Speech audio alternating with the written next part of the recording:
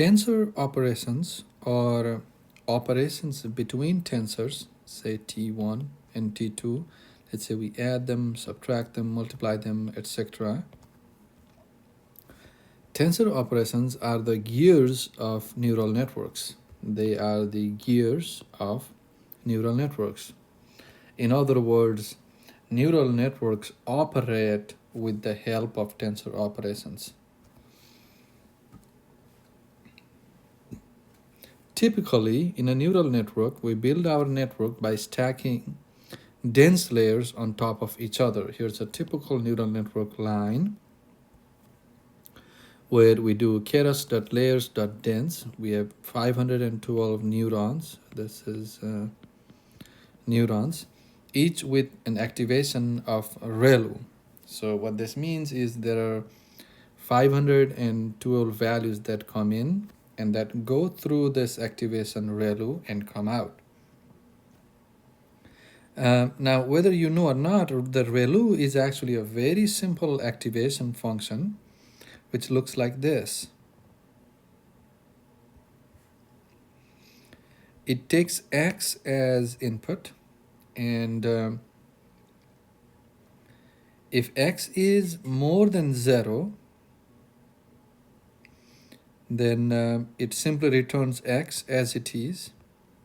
But if X is less than 0, if this is false, then you multiply X by 0, gives it 0, so it outputs a 0.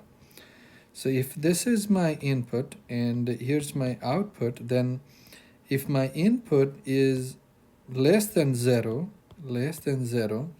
then the output is all 0, as you can see.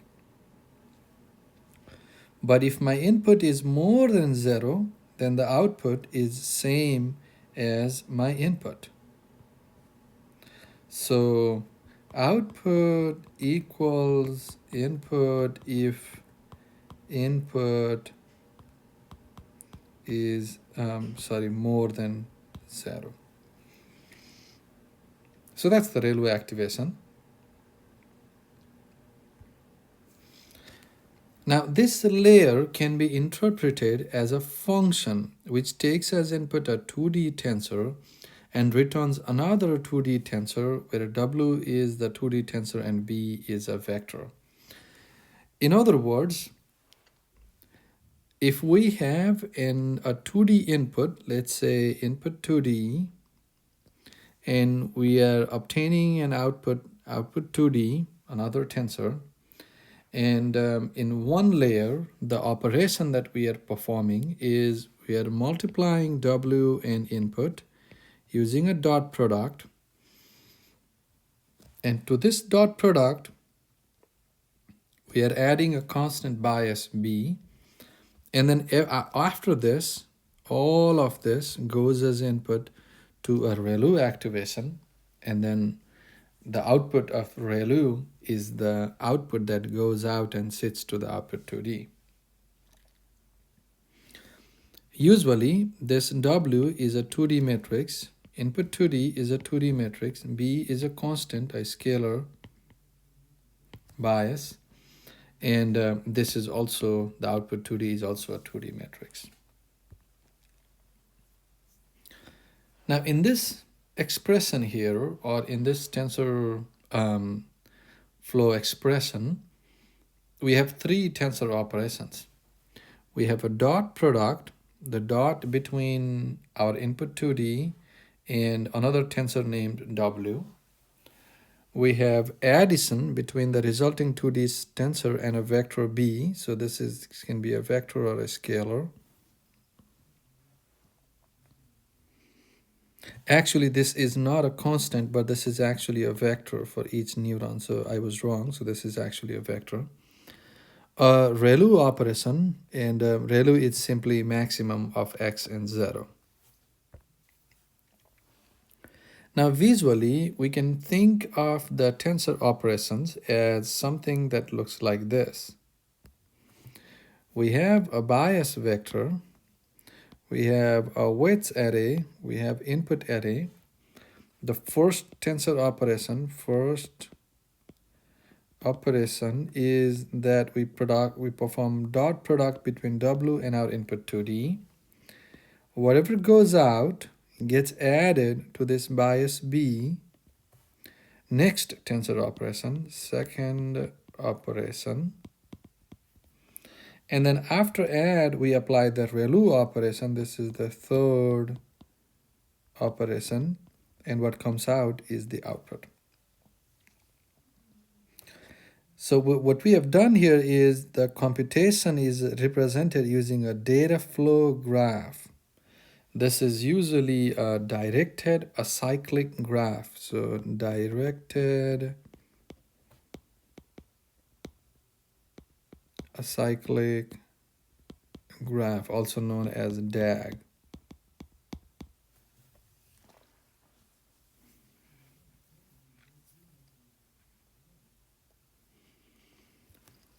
Now, another question that you may ask is there any broadcasting going on here? There is, because our biases is a vector, right? So this is a vector, but the output of the dot product, this is actually a 2D array. So the biases, this vector needs to be broadcasted so we can actually add with the 2D array. So then that is where broadcasting is happening.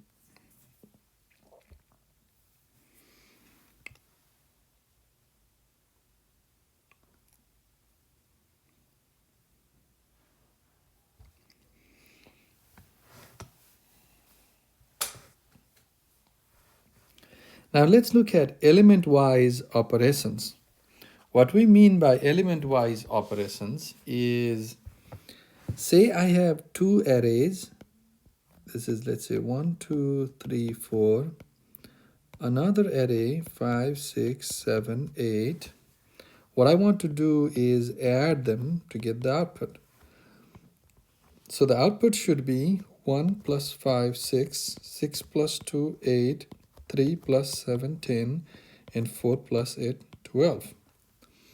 So here what I've done is I've taken the first element of the first array, first element of the second array, added them together, and created my output, first element of my output array. In other words, we look at the element in the first array, the corresponding element in the second array, and obtain the corresponding element in the output array. Such an operation is element-wise operation. So then what are non-element-wise operations? For example, dot product is not an element-wise operation, because to calculate dot product, we look at the row, we look at the column, multiply one by one, sum them up, and then obtain the first value. So that's why dot product is not element-wise operation. Whenever you see two matrices being added, subtracted, or anything similar, you may intuitively feel that the first thing that's happening there is the element-wise operation. Now let's look at a naive implementation of an element-wise ReLU operation. That is, say I have a 2D tensor that looks like this, a 2D tensor that looks like this, and what we want to do is apply ReLU to every element in this 2D array. So even actually, it turns out I actually drew a 3D input and a 3D output, whereas here we are talking about 2D. But regardless, so it can even apply to 3D as well. So say I have a 2D tensor or a 3D tensor that looks like this, and what I want to do is apply ReLU to every element in my input tensor, right? So then the naive idea, a very basic idea, simple idea, is to design a function, let's say naive ReLU. We make sure that the input shape is 2 because we are assuming that X will be a 2D NumPy tensor. We make a copy of it, right, just so that we don't change the input. And for I in range x shape 0, that is for number of rows, and for number of columns, I do xij equals maximum of xij and 0. And finally, I return x. So I've looped through each row. So this is my each row, and this is my each column, right? I'm calculating ReLU.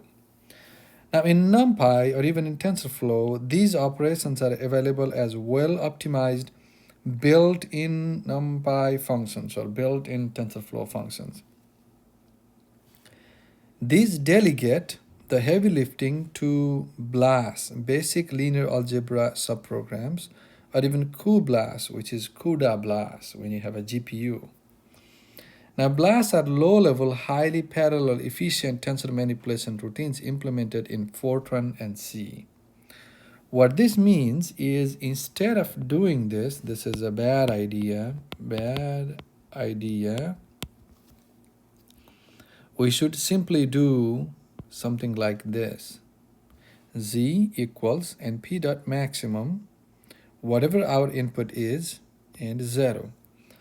So here it looks at every element of Z and obtains Z or 0 based on whichever is higher, and outputs it and saves it into Z. So you may think that this idea here is equivalent to this. Equivalent. So logically, they are. Logically, yes, they are equivalent. But in terms of speed, no. This will be way more efficient. That is, the np dot maximum will be way more efficient because it automatically finds out if it can parallelly run these for loops and somehow speed up the overall process of calculating ReLU. So we should always do these, use these built-in NumPy and TensorFlow functions whenever we can to do something basic like these.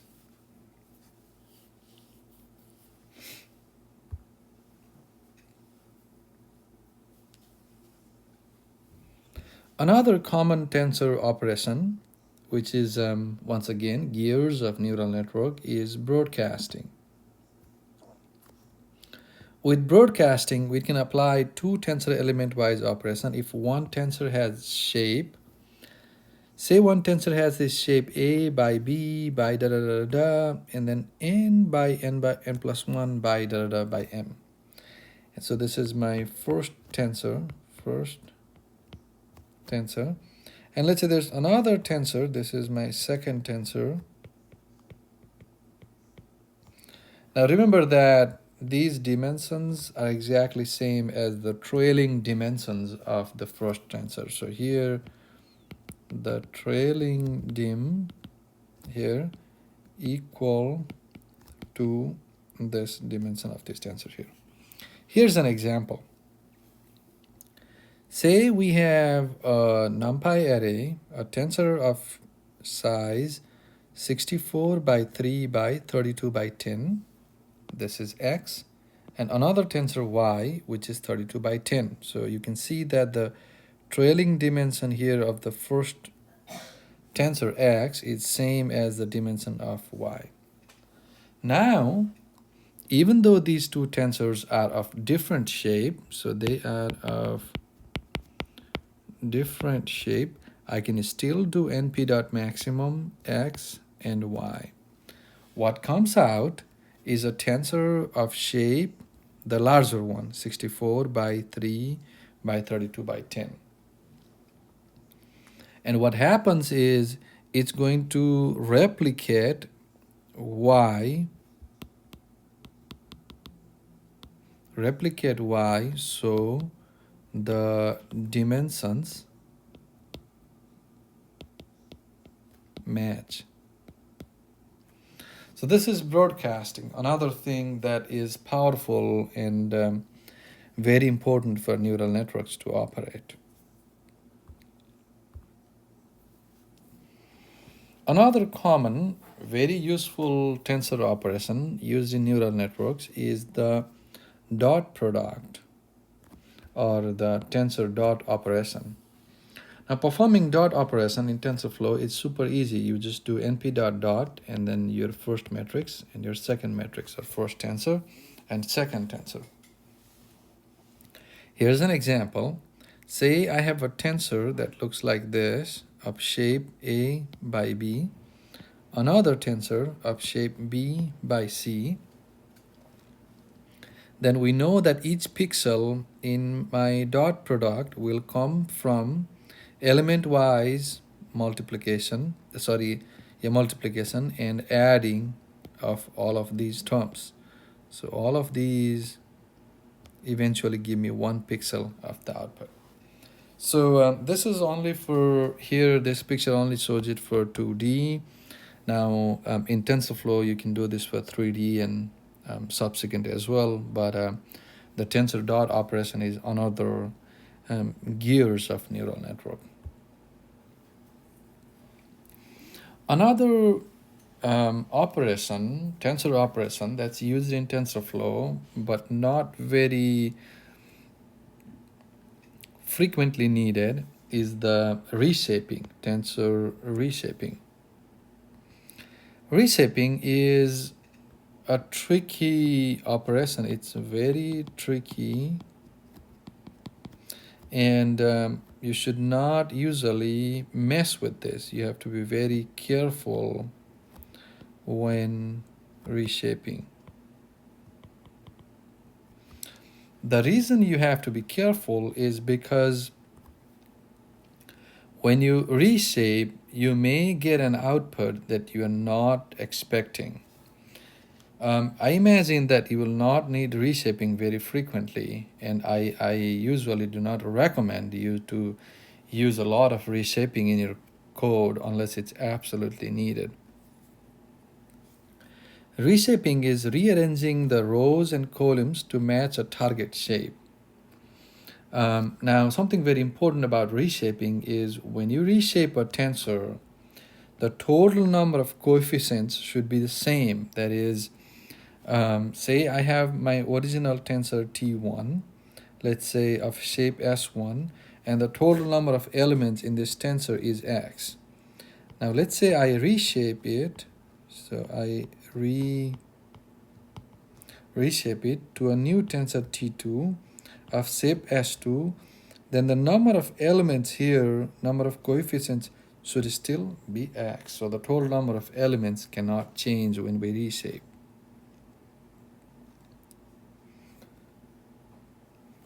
So if I have a really large tensor, say for example like train images, which say for example a certain number of elements, and if I reshape it to 60,000 by 28 by 1, then this goes into my train images.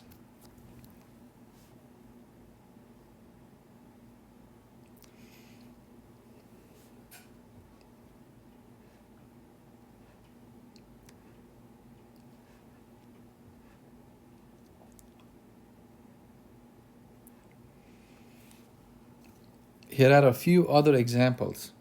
Say I create a NumPy array that has 0, 1, 2, 3, 4, 5. If I print the shape of this, since I have 3 rows and 2 columns, I get the output 3 by 2. This is my shape S1 for my input array X. Say I do X equals X dot reshape 6 by 1. In other words, I want to convert my 3 by 2 array into a 6 by 1 array. Now, what's very important is that the multiplication of this shape, these dimensions, should result in the same number whether I reshape before or after. So 6 by 1 is 6 and 3 by 2 is 6, so that's why this reshaping will work. Now what I will get is all the 6 numbers I had, 0, 1, 2, 3, 4, 5, will all become in a single column. So I have 6 rows now and then 1 column. So now if I do print X dot shape, then I'm going to get 6 by 1.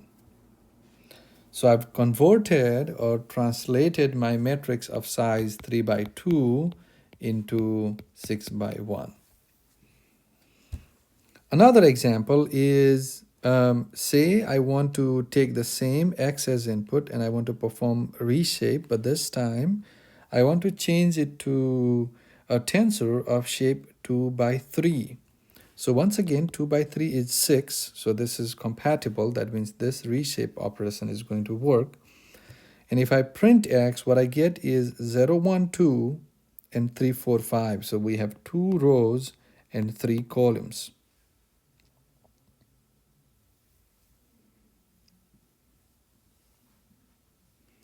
If we want to simply change the number of rows to number of columns, in this case, if I want to simply translate my rows to columns and columns to rows, then another popularly used mechanism is transpose, np.transpose. What's very important to notice is that the result of transpose and the result of reshape may be totally different. They do not necessarily have to be same. In fact, unless you have just a very small matrix of only one values or two values, the results will be different. Consider this example. So here my matrix is 0, 1, 2, 3, 4, 5, right? If I do x dot reshape to 3, what comes out is 0, 1, 2, 3, 4, 5, like this. However, if I transpose this, so this was reshaping, but if I transpose it using np.transpose, what I'm going to get is row becomes column and column becomes row. So this becomes 0, 2, 4, and 1, 3, 5, which is different from what we got from reshaping. So the bottom line is that if you want to transpose, then this is not equivalent to reshaping. So do not use transpose and reshaping interchangeably when you need them, if you need them.